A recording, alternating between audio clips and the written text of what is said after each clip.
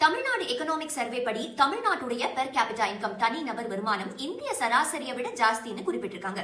So per capita இன்கம்னா என்னன்னு எளிமையா புரிஞ்சுக்கலாம். ஒரு மாநிலம் அல்லது ஒரு நாடு ஒரு வருஷம் சம்பாதிச்ச மொத்த வருமானத்தை அந்த மாநிலத்துல இருக்கிற மக்கள் தொகை எண்ணிக்கையால டிவைட் பண்ணினா ஒரு ஆவரேஜ் அமௌண்ட் வரும்ல, அதான் பெர் கேபிட்டா இன்கம். எக்ஸாம்பிளுக்கு ஒரு குடும்பம் மாதம் 100 ரூபாய் சம்பாதிக்குதுன்னு வச்சுக்கோங்க. அந்த குடும்பத்துல 4 பேர் இருந்தா ஒவ்வொருவருக்கும் சராசரியா 25 ரூபாய் வருது. அதே மாதிரிதான் ஒரு மாநிலத்துக்கும் கணக்கு போடுறாங்க. ஒரு வெரி இம்பார்ட்டன்ட் கிளாரிபிகேஷன், இங்க ஒரு பெரிய மிஸ் அண்டர்ஸ்டாண்டிங் இருக்கு.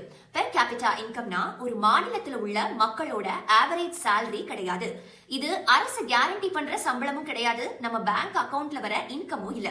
அப்போ பெர் கேபிட்டா இன்கம் என்னதான் சொல்ல வருது அப்படின்னா, பெர் கேபிட்டா இன்கம் அதிகம்னா மாநிலத்துடைய எக்கானமி ஸ்ட்ராங்கா இருக்கு, ஏர்னிங் ஆப்பர்ச்சுனிட்டிஸ் பெட்டரா இருக்கு, ஒரு மாநிலத்துக்கு பெட்டர் ஜாப், இன்ஃப்ராஸ்ட்ரக்சர், சர்வீஸ் உருவாக்கும் திறன் இருக்குன்றத இது காட்டுது.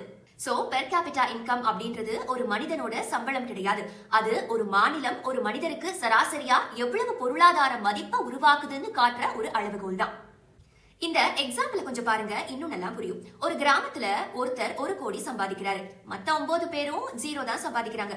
சோ டோட்டல் இன்கம் 1 கோடி, பாப்புலேஷன் 10 பேர் இருக்காங்க. ஃபார்முலா படி தனிநபர் வருமானம் 10 லட்சம். இப்போ உண்மையை சொல்லுங்க, அந்த 9 பேரும் 10 லட்சம் சம்பாதிக்கிறாங்களா? அந்த ஒருத்தரை தவிர வேற யாராவது அந்த அளவுக்கு ஏர்ன் பண்றாங்களா? இல்ல. ஆனா டெஃபினிஷன் படி அது சரிதான். அதனாலதான் ஆவரேஜ் இன்கம் ஏர்ன் பை இண்டிவிஜுவல்னு சொல்றது ஆக்சுவல் ஏர்னிங் கிடையாது, ஜஸ்ட் ஒரு ஆவரேஜ் தான். சோ பெர் கேபிட்டா இன்கம் இங்க இன்இக்வாலிட்டியை ஹைட் பண்ணும். அதனாலதான் எக்கனாமிஸ்ட் பெர் கேபிட்டா இன்கம் தாண்டி poverty rate, inequality, consumption data எல்லாத்தையுமே பார்ப்பாங்க. சரி, எக்கனாமிக் சர்வேல நம்ம தமிழ்நாட்டுல இருக்கிற டிஸ்ட்ரிக்ட்ஸோட பெர் கேபிட்டா இன்கம் என்ன பார்க்கலாம். 2024-25 டேட்டா படி தமிழ்நாட்டுடைய பெர் கேபிட்டா இன்கம் 3.62 லட்சம், இந்தியாவுடைய ஆவரேஜ் 2.05 லட்சம். அதாவது தமிழ்நாடு இந்திய சராசரியை விட 1.76 மடங்கு அதிகமா இருக்கு. ரேங்கிங்ல பார்த்தோம்னா தெலங்கானா ஃபர்ஸ்ட் இருக்கு, கர்நாடகா செகண்ட் இருக்கு, தமிழ்நாடு 3வது இடத்துல இருக்கு. சோ 2023-24 டேட்டா படி ஹையஸ்ட் டிஸ்ட்ரிக்ட்ஸ் வந்து செங்கல்பட்டு 7.47 லட்சம், காஞ்சிபுரம் 7.39 லட்சம், சென்னை 5.77 லட்சம் பெர் கேபிட்டா இன்கம். இந்த டிஸ்ட்ரிக்ட் சில மாநிலங்களை விட அதிகமா பெர் கேபிட்டா இன்கம் இருக்குன்னு சொல்றாங்க.